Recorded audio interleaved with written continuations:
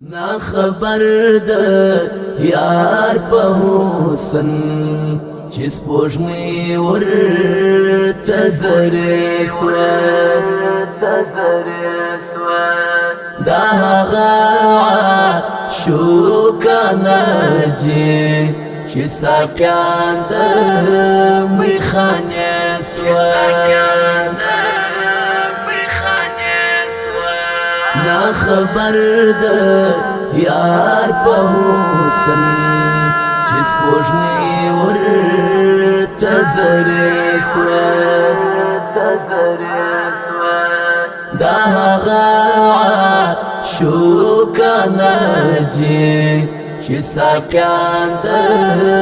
میخانې سوه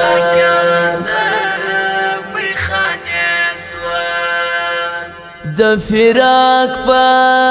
لمبو سوځي چې مجنون خلکو تشکاری د فراق په لمبو سوځي چې مجنون خلکو تشکاری دوی مدهوش په هجران کې میانان د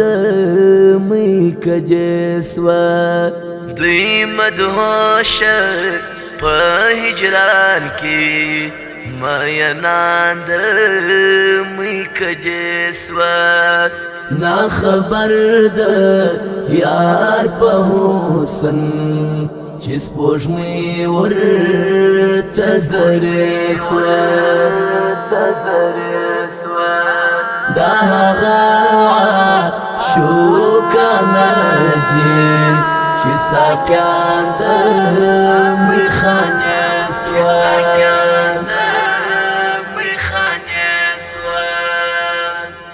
د جانان د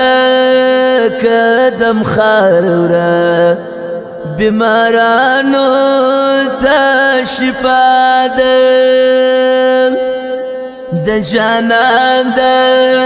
قدم خاوره بیمارانو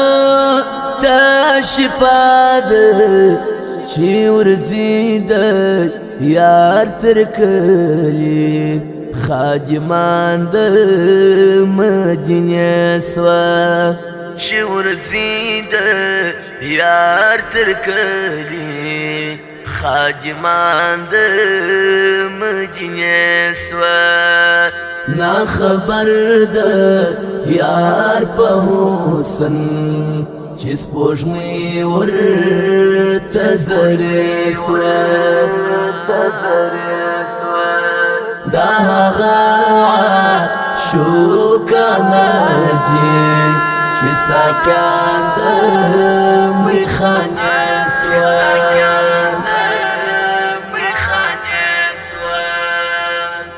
دا د مینې فلسفه ده چې عنوان یې د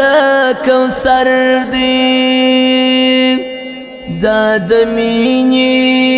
فلسفه ده چې عنوان یې د کوثر دی دا مینا عاطفي و قربانیان یې د روزې سوه دا مینا عاطفي و قربانیان یې د روزې سوه نا خبر د یار په حسن چې سپوږمۍ ورته زرې سوه دا هغه عاشقانه چې ساقیان د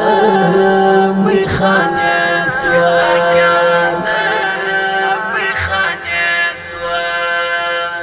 د ساقی د در غلامو تشجمونا باشکل کړم د ساقی د در غلامو تشجمونا باشکل کړم حقیقی جانان یهیرو مطلبیان د زمانه سوا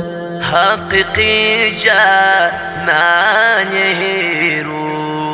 مطلبیان د زمانه سوا نا خبر د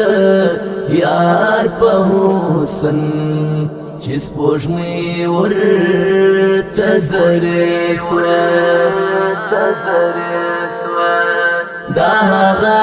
عاشوقه ناجي چې ساکان د میخانې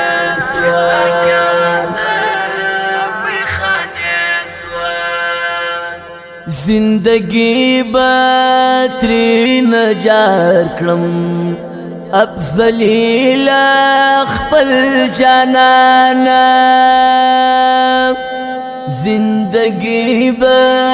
ترین جار کړم افضلی خپل جانانا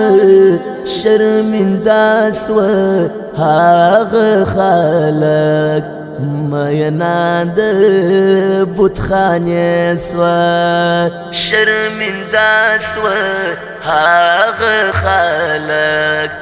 مینان د بتخانې سوه نا خبر د یار په حسن چې سپوږمۍ ورته زرې سوه دا هغه عاشوقه ناجي چې ساکان د میخانې سوه نا خبر د یار په حسن چې سپوږمۍ ورته زرې سوه دا هغه عاشوقه ناجي چې ساکان د